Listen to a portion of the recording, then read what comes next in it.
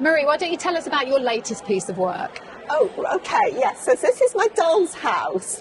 I saw this online where somebody had a doll's house exhibition, and they used to kind of have, they asked people to send work in and have exhibitions. So I thought how wonderful it would be for me to have my own doll's house. So I searched Facebook Marketplace and found this one. It was a lot bigger when it came than I thought it was going to be. But the way I use it is that it's a good way for me to test out what my ideas are. So the work there, a woman's work, that I didn't know what that would look like as a big piece of work, and I didn't want to make it and then find out it didn't work. So I found this little miniature sewing machine and just did it. So they're almost like maquettes. Also, sometimes if I'm getting a new theme for an exhibition, and it's quite daunting to think I've got to make a big piece of work about it. But if I think I can make something small, and I often just put kind of objects from my collection together.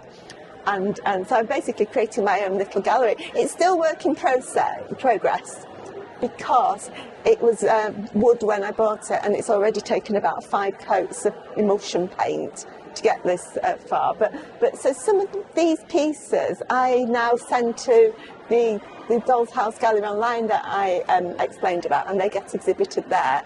And some pieces also, like the little piggy and the thing, is a piece of work that a friend gave me. So I do, and also that piece of the blue and white pottery my friends use. So I do display their work in it as well. And some of these in the Doll's House are very personal. Do you want to talk about any of those? These tend to be my more sort of feminist work. I do lots of work about sort of women's, issues that affect women, often kind of quite bodily functions. So I won't go into detail about those, but as you can see, there's a sort of, I use red a lot to represent the human body. So, sort of menstruations and the menopause are sort of areas that I've touched on. This one here, the one with the little paper, is to do with addiction. How a lot of people have, we've been medicated, and then we end up sort of being addicted to substances. And that one there is basically kind of juxtaposition of different objects. It's about pain and fragility. So I feel I can play around with ideas on a small scale that perhaps wouldn't look particularly, they'd look overwhelming on a large scale.